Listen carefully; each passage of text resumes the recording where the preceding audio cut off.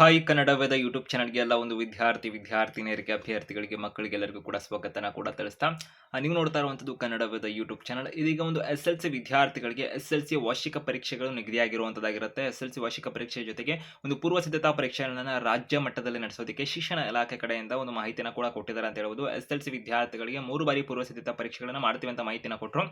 2 ಪೂರ್ವ ಸಿದ್ಧತಾ ಪರೀಕ್ಷೆಗಳಂತೂ ಪೂರ್ಣಗೊಂಡಿದ್ದಾವೆ. ಇದೀಗ 3ನೇ ಪೂರ್ವ ಸಿದ್ಧತಾ ಪರೀಕ್ಷೆಗೆ ವೇಳಾಪಟ್ಟಿ ಎಲ್ಲ ಪ್ರಕಟ ಮಾಡಿದ್ರು. ಆದರೆ ಅದಕ್ಕೆ ಸಂಬಂಧಪಟ್ಟಂತೆ ಕೆಲವೊಂದು ಬದಲಾವಣೆಗಳನ್ನು ಮಾಡಿರುವಂಥದ್ದಾಗಿರುತ್ತೆ.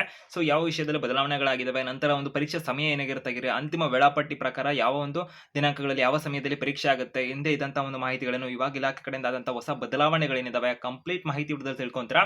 ಹೆಚ್ಚುವರಿ ಅಪ್ಡೇಟ್ಸ್ ಇನ್ಫಾರ್ಮೇಷನ್ ಮಾಹಿತಿಯನ್ನು ಅರ್ಥಪೂರ್ಣವಾಗಿ ಅರ್ಥ ಆಗೋ ರೀತಿಯಲ್ಲಿ ಕನ್ನಡದಲ್ಲಿ ನಿಮಗೆ ಮಾಹಿತಿಗಳನ್ನು ಕೊಡ್ತಾ ಇರ್ತೀವಿ. ಅದಕ್ಕೆ ಕನ್ನಡವಾದ ಯೂಟ್ಯೂಬ್ ಚಾನಲ್ಗೆ ಹೊಸದಾಗಿ ವಿಡಿಯೋ ನೋಡ್ತಾ ಇದ್ದೀವಿ, ಇನ್ನೂ ಚಾನಲ್ಗೆ ಸಬ್ಸ್ಕ್ರೈಬ್ ಆಗಿಲ್ಲ ಅವರು ಫ್ರೀ ಕೂಡ ಆಗಿರುತ್ತೆ. ಯೂಟ್ಯೂಬ್ನಲ್ಲಿ ಸಬ್ಸ್ಕ್ರೈಬ್ ಆಗ್ಬೋದಾಗಿರುತ್ತೆ. ಬೆಲ್ ಐಕಾನ್ ಕೂಡ ಕ್ಲಿಕ್ ಮಾಡೋದ್ರ ಮುಖಾಂತರ ಮುಂದಿನ ಒಂದು ವಾರ್ಷಿಕ ಪರೀಕ್ಷೆಗಳಾಗಿರ್ಬೋದು, ರಿಸಲ್ಟ್ ಆಗಿರ್ಬೋದು, PUC ಅಡ್ಮಿಷನ್ ಈ ಥರ ಎಲ್ಲವನ್ನು ಕೂಡ ಕನ್ನಡವಾದ ಯೂಟ್ಯೂಬ್ ಚಾನಲ್ ನೀವು ಪಡ್ಕೊಂತ ಇರುತ್ತೆ. ನೀವು ವಿಡಿಯೋ ನೋಡಿದ ನಂತರ ನಿಮ್ಮ ಸ್ನೇಹಿತರು ಕೂಡ ವಿಡಿಯೋನ ಶೇರ್ ಮಾಡಿ ಅವ್ರಿಗೂ ಕೂಡ ಒಂದು ಮಾಹಿತಿನ ತಲುಪಿಸ್ತೀರಾ ಅಂತ ಅನ್ಕೊಂಡಿದ್ದೇನೆ.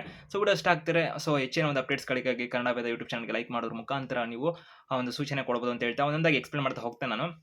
ಪ್ರಮುಖವಾಗಿ ಇದೀಗ ಕರ್ನಾಟಕ ರಾಜ್ಯದಲ್ಲಿ SLC ವಿದ್ಯಾರ್ಥಿಗಳಿಗೆ ನಡೀತಿರ್ತಕ್ಕಂಥ ಪೂರ್ವ ಸಿದ್ಧತಾ ಪರೀಕ್ಷೆ ಏನಿರುತ್ತಲ್ಲ, ಎರಡನೇ ಅಂದ್ರೆ ಸ್ಟಾರ್ಟಿಂಗ್ ಪೂರ್ವ ಸಿದ್ಧತಾ ಪರೀಕ್ಷೆ ಏನಿರುತ್ತಲ್ಲ ಕರ್ನಾಟಕ ರಾಜ್ಯದಲ್ಲಿ ಸ್ಟೇಟ್ ಲೆವೆಲ್ ಅಲ್ಲಿ ಮಾಡಿದಾಗ ಒಂದು ಕ್ವಶನ್ ಪೇಪರ್ ಲೀಕ್ ಹಾಗೆ ಅಂತೆಲ್ಲ ಸುದ್ದಿಗಳಾಯಿತು ಅಂತ ಹೇಳ್ಬೋದಾಗಿರುವಂಥದ್ದು. ಆ ಸಂದರ್ಭದಲ್ಲಿ ಮಾಡಿದ್ರು ಶಿಕ್ಷಣ ಇಲಾಖೆ ಅಥವಾ ಕರ್ನಾಟಕ ಶಾಲಾ ಪರೀಕ್ಷಾ ಮತ್ತು ಮೌಲ್ಯ ನಿರ್ಣಯ ಮಂಡಳಿ ಕಡೆಯಿಂದ ಏನು ಮಾಡಿದ್ರು, ಅವರು ಅಂದ್ರೆ ಸಮಯ ಇನ್ನೊಂದು ಮತ್ತೊಂದೆಲ್ಲ ಮಾಡೋದ್ರ ಮುಖಾಂತರದಲ್ಲಿ ಪರೀಕ್ಷಾ ಸಮಯ ಏನಿತ್ತಲ್ಲ ಅದನ್ನ ಒಂದು ಬದಲಾವಣೆ ಮಾಡಿದ್ರು. ಅಂದ್ರೆ ಒಂದು ವಾರ್ಷಿಕ ಸೆಕೆಂಡ್ PUC ಅಂದ್ರೆ SLC ವಿದ್ಯಾರ್ಥಿಗಳಿಗೆ ನಡೆದಂತ ಒಂದು ಪೂರ್ವ ಸಿದ್ಧತಾ ಪರೀಕ್ಷೆ ಎರಡೇನಿತ್ತಲ್ಲ, ಪರೀಕ್ಷೆಯ ಸಮಯಕ್ಕೆ ಹಿಂದೆ ಮಾಹಿತಿನ ಕೊಟ್ಟರ ಪ್ರಕಾರ ಬೆಳಿಗ್ಗೆ 10 ಗಂಟೆಗೆ ಶುರು ಆಗ್ತಿತ್ತು. ಬಟ್ ನಂತರದಲ್ಲಿ 11 ಗಂಟೆ ಅಂತ ಮಾಹಿತಿನ ಕೊಟ್ಟರು. ಆ ನಂತರದಲ್ಲಿ 12 ಗಂಟೆ ಅಂತ 10:30 ಅಂತ ಮಾಹಿತಿನ ಕೊಟ್ಟರು. ಸ್ಕ್ರೀನ್ ಮುಖಾಂತರ ಕೂಡ ನೋಡ್ತಾ ಇದ್ದೀರಾ. ಸೊ 10:00ವರೆಗೆ ಶುರು ಮಾಡ್ತೀವಿ ಅಂತ ಮಾಹಿತಿನ ಕೊಟ್ಟರು. ಸೊ ಆ ಪ್ರಕಾರದಲ್ಲಿ 10:00ವರೆಗೆಲ್ಲ ಶುರು ಮಾಡಿದ್ರು. ಸಮಸ್ಯೆ ಏನಿರಲಿಲ್ಲ. ಸೊ ವೇಳಾಪಟ್ಟಿ ಪ್ರಕಾರ ಈಗ ಪೂರ್ವ ಸಿದ್ಧತಾ ಪರೀಕ್ಷೆ ಏನಿರುತ್ತಲ್ಲ, ಸೊ ಈಗ ಸ್ಕ್ರೀನ್ ಮುಖಾಂತರ ನೋಡ್ತಾ ಇದ್ದೀರಾ. ಸೊ ಅಂತಿಮವಾಗಿ ಎಲ್ಲ ಒಂದು ಕ್ರಾಸ್ ಕರೆಕ್ಷನ್ ಇನ್ನೊಂದು ಮತ್ತೊಂದೆಲ್ಲ ಆಗೋದ್ರ ಮುಖಾಂತರದಲ್ಲಿ ಒಂದು ಶಾಲಾ ಲಾಗಿನ್ಗೆ ಕ್ವಶನ್ ಪೇಪರ್ ಎಲ್ಲ ಕಳಿಸೋದು ಸಮಯ ಒಂದು ಹಿಂದೆ ಮುಂದೆ ಎಲ್ಲ ಮಾಡಿ ಎಲ್ಲ ಮಾಹಿತಿನ ಕೊಟ್ಟರು. ಅದ್ರ ಬಗ್ಗೆ ನಾವು ವಿಡಿಯೋ ಕೂಡ ಮಾಡಿದ್ದೇವೆ. ಸದ್ಯಕ್ಕೆ ಇವಾಗ ಮಕ್ಕಳಿಗೆ ಇರತಕ್ಕಂಥ ಪ್ರಶ್ನೆ ಪೂರ್ವ ಸಿದ್ಧತಾ ಪರೀಕ್ಷೆ 3 ಏನಿದೆಯಲ್ಲ, ಸೊ ಯಾವ ಸಮಯಕ್ಕೆ ಶುರುವಾಗುತ್ತೆ ಅಂತಕ್ಕಂಥ ಒಂದು ಪ್ರಶ್ನೆ ಇರುತ್ತಲ್ಲ, ಸ್ಕ್ರೀನ್ ಮುಖಾಂತರ ನೋಡ್ತಿದ್ದೀರಾ.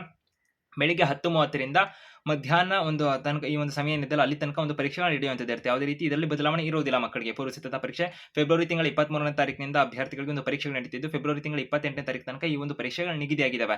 ಇನ್ನೊಂದು ಪ್ರಮುಖ ಮಾಹಿತಿನ ತಿಳಿಸ್ತಾ ಇರುವಂಥದ್ದು, ಈಗ ಒಂದು ಇಲಾಖೆ ಕಡೆಯಿಂದ ಒಂದು ಕೆಲ ದಿನಗಳಿಂದ ಒಂದು ಬದಲಾವಣೆಯನ್ನು ಮಾಡಿದ್ರೆ ಅದನ್ನ ಕೂಡ ಸ್ಕ್ರೀನ್ ಮುಖಾಂತರ ನೋಡ್ತಿದ್ದೀರಾ.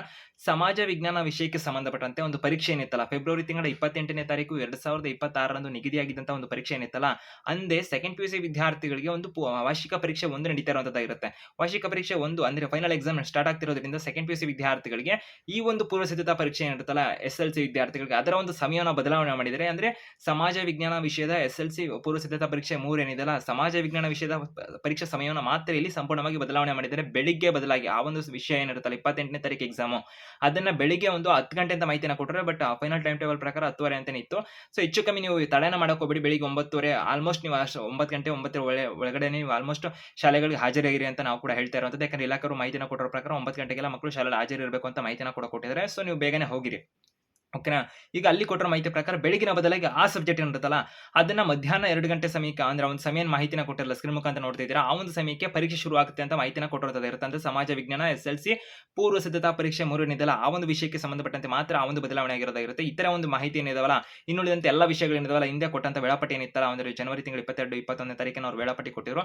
ಸೊ ಫೈನಲ್ ಅಂದ್ಬಿಟ್ಟು ಎಕ್ಸಾಮ್ 2 ಮತ್ತೆ ಅಂದ್ರೆ ಒಂದು ಪೂರ್ವ ಸಿದ್ಧತಾ ಪರೀಕ್ಷೆ 2 ಮತ್ತೆ 3ಕ್ಕೆ ಸಂಬಂಧಪಟ್ಟಂತೆ ವೇಳಾಪಟ್ಟಿ ಕೊಟ್ಟಿರಲ್ಲ, ಆ ಪ್ರಕಾರದಲ್ಲಿ ಎಕ್ಸಾಮ್ ಮಾಡ್ತಾರೆ. ಯಾವುದೇ ಇಲ್ಲಿ ಬದಲಾವಣೆ ಇರೋದಿಲ್ಲ. ಅರ್ಥ ಆಗಿದೆ ಅನ್ಕೊಂಡಿನಿ. ಮತ್ತೆ ಕನ್ನಡದ ಅಫಿಷಿಯಲ್ ವೆಬ್ಸೈಟ್ ಲಿಂಕ್ ಡಿಸ್ಕ್ರಿಪ್ಷನ್ ಇರುತ್ತೆ. ಯಾವ್ದಾರ ವಿದ್ಯಾರ್ಥಿಗಳಿಗೆ ಒಂದು ಪಾಸಿಂಗ್ ಪ್ಯಾಕೇಜ್ ಆಗಿರ್ಬೋದು, ಅಭ್ಯರ್ಥಿಗಳಿಗೆ ಒಂದು ಸ್ಕೋರಿಂಗ್ ಪ್ಯಾಕೇಜ್ ತರ ರೀತಿ ಯಾವ ತರ ಡೌನ್ಲೋಡ್ ಮಾಡ್ಕೊಳ್ಳೋದು ಅಂತಂದ್ರೆ ಕನ್ನಡದ ಅಫಿಷಿಯಲ್ ವೆಬ್ಸೈಟ್ ಹೋಗಬಹುದಾಗಿರುತ್ತೆ. ಡಿಸ್ಕ್ರಿಪ್ಷನ್ ಲಿಂಕ್ ಇರುತ್ತೆ. ಕ್ಲಿಕ್ ಮಾಡೋದ್ರ ಮುಖಾಂತರ ಅಲ್ಲಿ ಸರ್ಚ್ ಆಪ್ಷನ್ ನಿಮಗೆ ಕಾಣ್ತಿರುತ್ತೆ. ಸರ್ಚ್ ಮೇಲೆ ಕ್ಲಿಕ್ ಮಾಡಿ SLC ಒಂದು ಕ್ವಶನ್ ಪೇಪರ್ ಅಥವಾ ಪಾಸಿಂಗ್ ಪ್ಯಾಕೇಜ್ ಎಕ್ಸಾಮ್ ಅಂತ ನೀವು ಸರ್ಚ್ ಮಾಡಿದಾಗ SLC ಎಕ್ಸಾಮ್ ಪಾಸಿಂಗ್ ಪ್ಯಾಕೇಜ್ ಅಂತ ನಿಮ್ಗೆ ಅಲ್ಲಿ ಲಿಂಕ್ ಸಿಗುತ್ತೆ. ಸೊ ಅದನ್ನ ಕ್ಲಿಕ್ ಮಾಡೋದ್ರ ಮುಖಾಂತರ ಲಿಂಕ್ ಅಲ್ಲಿ ಡೈರೆಕ್ಟ್ ಆಗಿ ನೀವು ಕ್ವಶನ್ ಪೇಪರ್ ಅನ್ನೆಲ್ಲ ಡೌನ್ಲೋಡ್ ಮಾಡ್ಕೋಬಹುದಾಗಿರುತ್ತೆ. ಸ್ಟೂಡೆಂಟ್ ಕಾರ್ನರ್ ಹೋಗೋದ್ರ ಮುಖಾಂತರ. ಅರ್ಥ ಆಗಿದೆ ಅನ್ಕೊಂಡಿನಿ. ಎಲ್ಲ ನಿಮ್ಮ ಸ್ನೇಹಿತರಿಗೆ ಆದಷ್ಟು ವಿಡಿಯೋ ಶೇರ್ ಮಾಡೋರಿಗೆ ಮಾಹಿತಿಯನ್ನು ತಲುಪಿಸಿ. All the best ಅಭ್ಯರ್ಥಿಗಳೇ.